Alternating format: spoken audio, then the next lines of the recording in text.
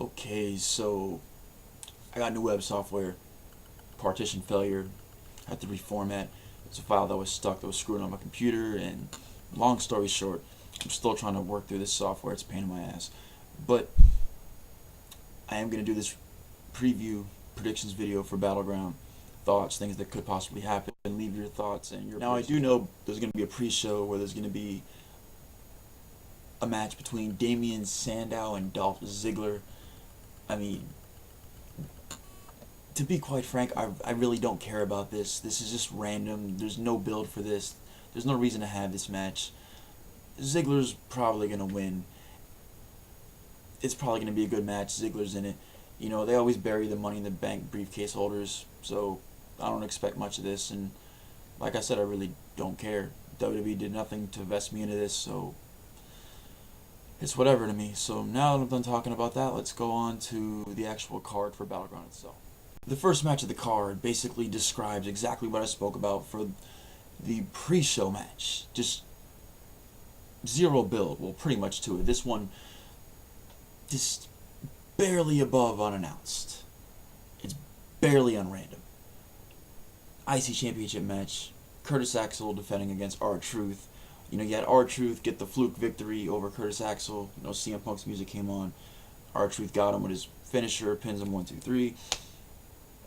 Now he gets shot at the champion. Okay, fine.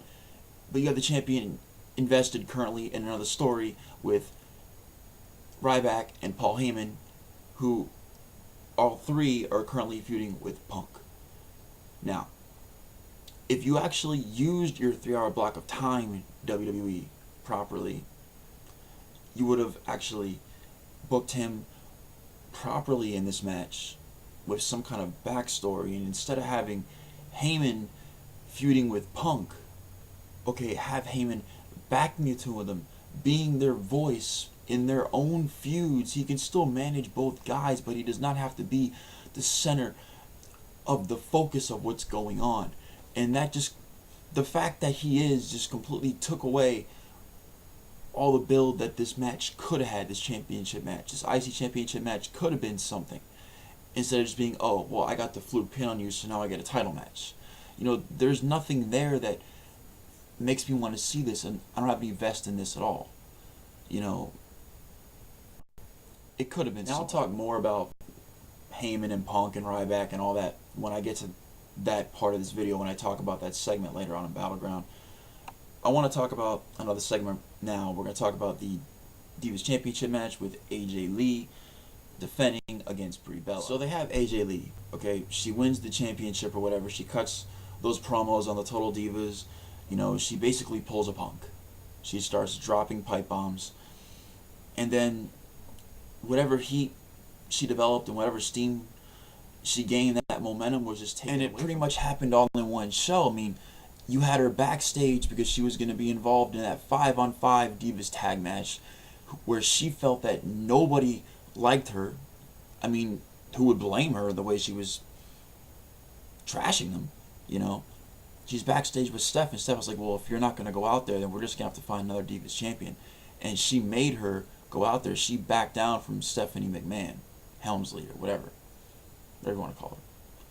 So that just said, okay, you know, I was all high and mighty up here talking all this shit, but now when I got to look at you, I'm going to back down. You know, I'm not going to stand my ground for what I believe in. It just made her look like weak sauce. And then she went out there and she got pinned so easily by Brie Bella, which is the reason that Brie's getting the shot. Her momentum is gone. Brie's going to win the belt. There's no reason for AJ to have it at this point. They've already blew away all her momentum, so might as well give it to Brie. It should be a good match. I mean, Brie had a good match with Alicia Fox, so I know AJ is a good wrestler, so I think this could be good.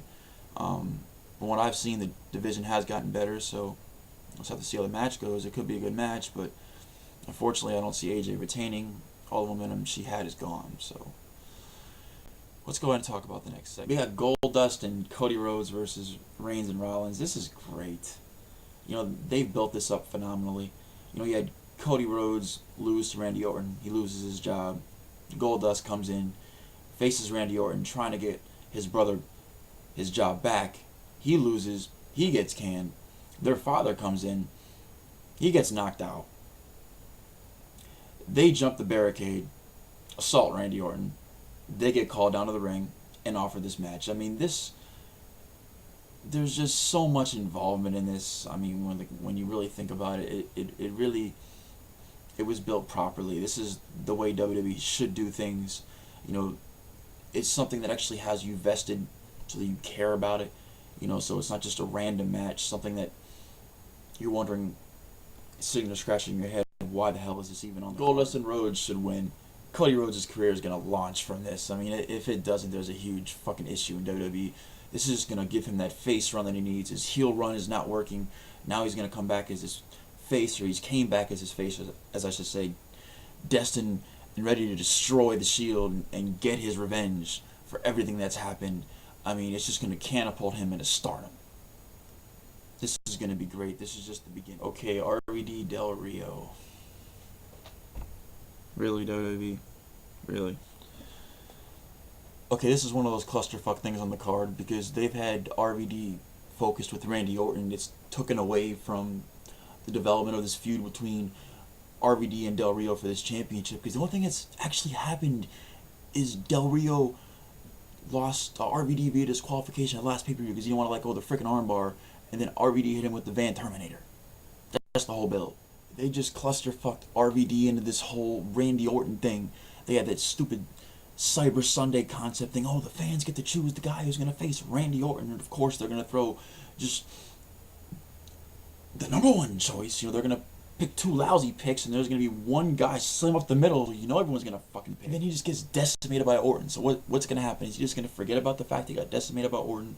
Oh, he's so beat down and so hurt and all this shit, and he's going to come and overcome the impossible odds because he's so banged up, and he's just going to beat Del Rio, pull one of them Superman moves. I want Del Rio to win. He probably won't. You know, I don't know how much longer they can actually drag this on for, especially when they're not doing anything with it.